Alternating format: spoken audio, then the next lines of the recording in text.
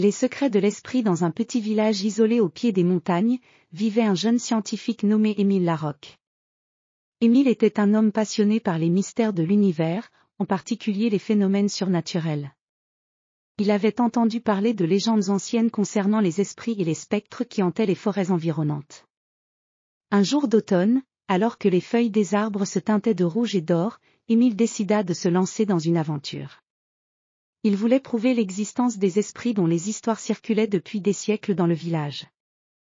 Il prépara son sac avec soin, emportant des instruments de mesure, une lampe à huile, et un vieux livre de légendes. La forêt, où Émile se dirigeait, était un lieu mystérieux et ancien. Les arbres immenses semblaient chuchoter des secrets aux voyageurs. Les rayons du soleil perçaient à peine à travers le feuillage dense, créant une atmosphère étrange et envoûtante. Émile marcha lentement, observant les signes autour de lui. Il s'arrêta près d'un vieux chêne, dont les branches tordues semblaient former des visages effrayants. Émile sortit son livre et commença à lire les légendes sur les esprits. Selon les histoires, un esprit ancien, connu sous le nom de « l'ange des ombres », habitait cette forêt. Il était dit que cet esprit pouvait révéler des vérités cachées à ceux qui le cherchaient avec un cœur pur. La nuit tomba rapidement, enveloppant la forêt d'une obscurité profonde. Émile alluma sa lampe à huile, dont la lueur vacillante projetait des ombres dansantes sur les arbres. Les bruits de la forêt s'intensifièrent, les craquements des branches et les murmures du vent créant une mélodie inquiétante. Tout à coup, Émile remarqua une lueur étrange à travers les arbres. Il suivit la lumière, qui semblait se déplacer comme si elle avait une volonté propre. En approchant, il découvrit une clairière où la lumière brillait intensément. Au centre de la clairière, un cercle de pierres anciennes entourait un autel de pierre.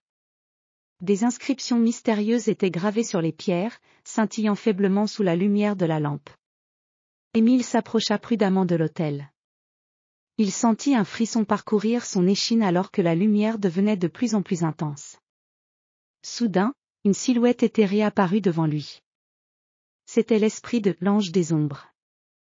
Il avait une forme humaine, mais translucide et lumineuse, avec des ailes brillantes qui se déployaient comme une aura mystique. L'esprit parla avec une voix douce et mélancolique. « Je suis l'ange des ombres. Pourquoi cherches-tu à me trouver ?» Émile, bien que tremblant, répondit avec courage, « Je cherche à comprendre les secrets que cachent les esprits. Je veux savoir si vous pouvez révéler des vérités sur notre monde. » L'ange des ombres sourit tristement. Les vérités ne sont pas toujours faciles à accepter. Elles peuvent changer ta vision du monde et de toi-même. Émile écouta attentivement alors que l'esprit commença à raconter des histoires anciennes. Il parla des premières civilisations qui avaient vénéré les esprits comme des protecteurs et des guides. Il expliqua comment les esprits étaient liés à la nature et aux émotions humaines, agissant comme des intermédiaires entre les vivants et les morts. Au fur et à mesure que l'esprit parlait, Émile sentit une profonde connexion avec le monde spirituel.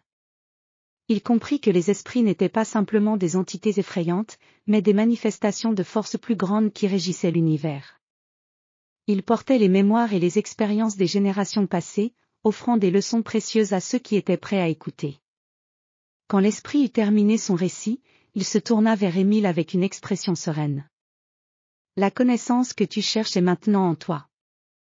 Utilise-la avec sagesse et partage-la avec ceux qui en ont besoin. » L'ange des ombres s'évanouit doucement dans une brume scintillante, laissant derrière lui une sensation de paix et de compréhension. Émile resta un moment dans la clairière, réfléchissant à ce qu'il avait appris. La lumière de la lampe à huile semblait maintenant plus douce, et les ombres dansantes avaient pris une nouvelle signification. Le lendemain matin, Émile retourna au village, les yeux brillants de nouvelles découvertes. Il raconta son aventure à ses voisins, non pas avec des mots de peur, mais avec des histoires de sagesse et de connexion avec le monde invisible. Les villageois, fascinés par ces récits, commencèrent à voir les esprits sous un nouveau jour, comme des guides et des protecteurs. Émile continua à explorer les mystères de la nature et du monde spirituel, partageant ses connaissances avec respect et humilité. Sa rencontre avec l'ange des ombres avait transformé sa compréhension des forces invisibles qui façonnaient leur réalité. Et dans le calme de la forêt, les légendes des esprits continuèrent à murmurer, comme une promesse éternelle de vérité et de sagesse.